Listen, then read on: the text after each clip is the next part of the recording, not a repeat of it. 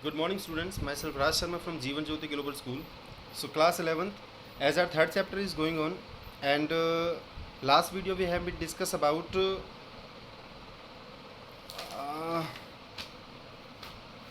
जो डायबिटीज़ के जो आसन थे जो क्योर करने के उनके बारे में हमने बात की थी.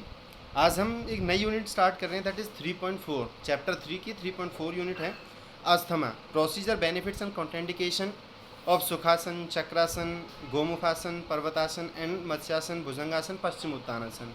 आज हम बात करेंगे दो आसन के बारे में और अस्थमा के मीनिंग्स के बारे में कि अस्थमा क्या है, कैसे फैलती है, किससे होती है, और दो आसन चक्रासन और सुखासन के बारे में. Okay, so go through with the video.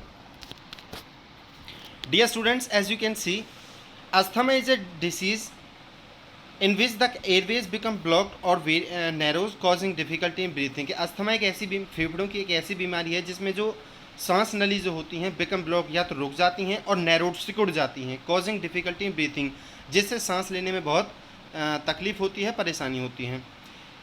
In asthma the airways also swell up, सूज जाते हैं, the and produce extra mucus, और ज़्यादा बलगम प्रोड्यूस करने लगते हैं, बनाने लगते हैं. म्यूकस बोलते हैं मलगम को. It usually triggers coughing, wheezing और शॉर्टनेस ऑफ ब्रीथ. आमतौर पर इसके सिम्टम्स बता रहा है कि जब किसी व्यक्ति को अस्थमा होती है तो उसके सिम्टम्स क्या हैं, कैसे पहचाना जा सकता है.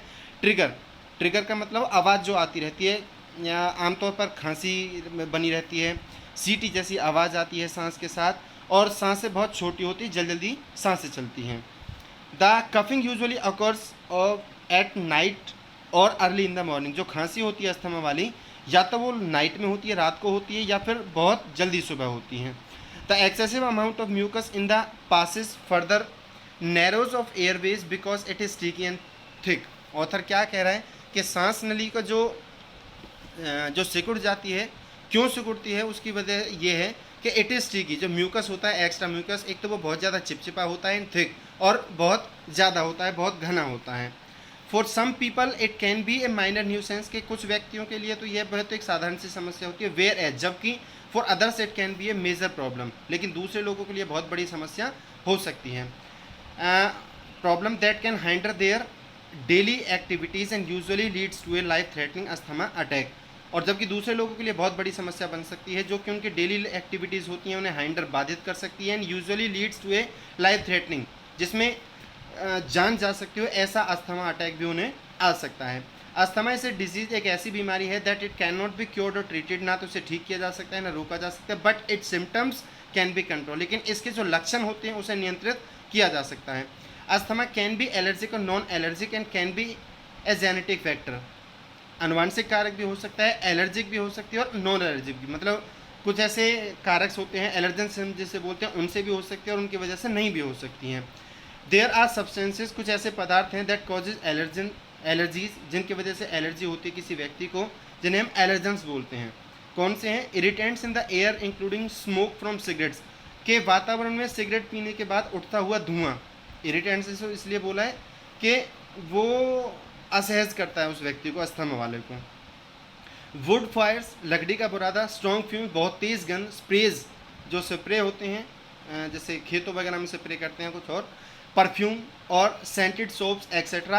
Respiratory infection such as cold, flu, sore throat and sinus infection. Respiratory का मतलब सांस से संबंधित जो इन्फेक्शन, संक्रमण होते हैं, जैसे जुकाम हो गया, फ्लू बुखार हो गया, सोर थ्रोट हो गया, गले में जो क्या ना सूजापन जो आता है, एंड साइनस इन्फेक्शन. साइनस एक ऐसी बीमारी होती है जिसे नज़ला बोलते हैं. एक्सरसाइज इन कोल्ड एयर, ठंडी हवा में ज़्यादा एक्सरसाइज करना. एक्सरसाइज इंड्यूस अस्थमा, जो एक्सरसाइज होते हैं, इंड्यूस का मतलब प्रेरित करते हैं अस्थमा के लिए ठंडी जगह में. And some medication such as beta blockers, aspirin, non steroid anti inflammatory drugs et cetera, ये भी अस्थमा का कारण बन सकती हैं. Following asanas can be prevented और कंट्रोल अस्थमा. जो आगे लेके कुछ आसन हैं, ये अस्थमा के जो सिम्टम्स हैं उन्हें कुछ हद तक कंट्रोल कर देते हैं.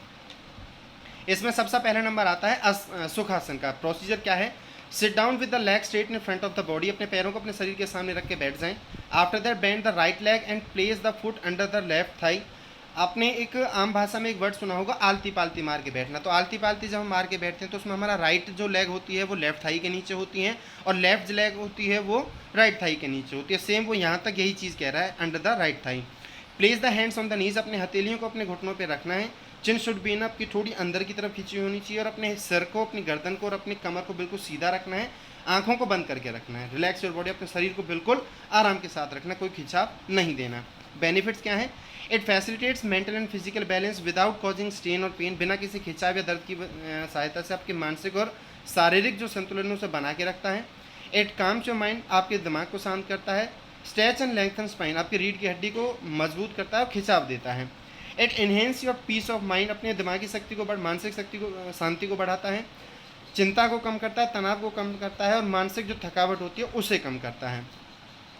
It provide gentle massage to knee, आपके घुटनों को बहुत आरामदायक मसाज देता है, पिंडलियों को मसाज देता है और आपकी जंघों थाइज को मसाज देता है। इम्प्रूविंग बॉडी पोस्चर, आपके शरीर के जो बैठने का आपका आसन है उसे सुधारता है। कॉन्ट्राइंडिकेशन क्या है? करते समय सावधानियाँ। If your knees and hips are injured, अगर आपके घुटने और आपके बटक्स अगर इंजर्ड हैं, चोटिल हैं, इन्फ्लेम्ड और उनमें किसी तरह का दर्द है, then please avoid this asana. If you have slip disc problem, you should not take proper care by performing this asana. अगर आप इस आसन को कर रहे हैं, आपको स्लिप डिस्क की प्रॉब्लम है, तो आपको करते समय बहुत सावधानी बरतने की ज़रूरत है। सेकेंड नंबर आता है चक्रासन। प्रोसीजर क्या है कि इन दिस आसन the figure of the body become like a चक्र, शरीर की जो बनावट होती है चक्र की वजह से, चक्र की तरह होती है, जिसकी वजह से इसे चक्रासन बोला जाता है, कहा जाता है। सबसे पहले lie down on your back, अपनी पीठ के बल लेट जाएं। Fix your hands firmly on the ground, अपने हाथों को ज़मीन के ऊपर आराम से फिक्स करके रखना है। Then raise the middle portion of your body upward, उसके बाद आपके पेट वाले मिडल पोर्शन को ऊपर की तरफ उठाना है। Raise it as high as possible, जितना आपसे संभव हो सके ऊपर की तरफ उसे उठाते चले जाएं। So that your body in semi circle position, उसके ऐसा करने से आपका जो शरीर है वो सेमी सर्कल पोजिशन में आ जाएगा। Then keep your head downwards between your hands, उसके बाद अपने सर को अपने दोनों हाथों के बीच में लेके जाएं, पीछे की तरफ खिंचाव दें। इन द बिगिनिंग, शुरुआत में keep this position for 1 minute, शुरुआत में इस आसन को आपने इस अवस्था को 1 मिनट के लिए रखना है, लेकिन जैसे जैसे समय गुजरता जाए कुछ दिनों के बाद आप इसे 3 से 5 मिनट तक कंटिन्यू कर सकते हैं। आगे क्या इसके बेनिफिट्स क्या हैं? इट क्योर्स बैक पेन, कमर दर्द को ठीक करता है। किडनीज में किसी तरह का दर्द है उसे ठीक करता है। इनफर्टिलिटी जिसे बोलते हैं बांझपन, उसे दूर करता है। अस्थमा को दूर करता है। ऑस्टियोपोरोसिस को दूर करता है, हड्डियों के खोखलेपन को। It is helpful in removing obesity, मोटापे को दूर करने में मदद करता है। Prevents the problem of hernia, hernia की शिकायत को दूर करता है। It stimulates pituitary and thyroid gland, thyroid नामक जो ग्रंथि होती है उसे मजबूत करता है। Gives relief from stress, reduce depression, तनाव को दूर करता है, तनाव में आराम करता है और आपके किसी तरह के अवसाद को दूर करता है। The semi circle position makes the dorsal side of the body to stress, making the chest to expand, छाती पे खिंचाव आने की वजह से आपके शरीर में साइड में किसी तरह की जो डोर्सल का होता है विकार, किसी तरह का कोई विकार है तो उसे दूर कर देता है। 10 इस वजह से मोर fresh oxygen is made available, और आपके शरीर को, आपके फेफड़ों को ज़्यादा फ्रेश ताज़ा ऑक्सीजन की मात्रा मिल जाती है। कॉन्ट्राइंडिकेशन क्या है? If you suffer from headache और high blood pressure, you should not perform this asana. अगर आपको किसी तरह के सर में दर्द है और हाई ब्लड प्रेशर है, उच्च रक्तचाप है, तो आप इस आसन को परफॉर्म ना करें। डोंट परफॉर्म दिस आसन in case off shoulder replacement, अगर आपके कंधों में किसी तरह की चोट है तो आप इस आसन को परफॉर्म ना करें।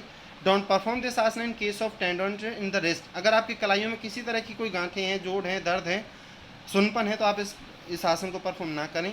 Individual who suffer from serious spinal column elements, अगर किसी व्यक्ति को रीढ़ की हड्डी, मेरुदंड में किसी तरह की कोई बीमारी है, सच है जैसे कि सर्वाइकल का दर्द है, लंबर स्पॉन्डिलिस, आपके कमर के पिछले हिस्से में दर्द रहता हो, देन प्लीज़ अवॉइड दिस आसन। नेक्स्ट वीडियो में हम बात करेंगे गौमुखासन और रेस्ट ऑफ द आसन के बारे में। So please guys go through with the video. Thank you.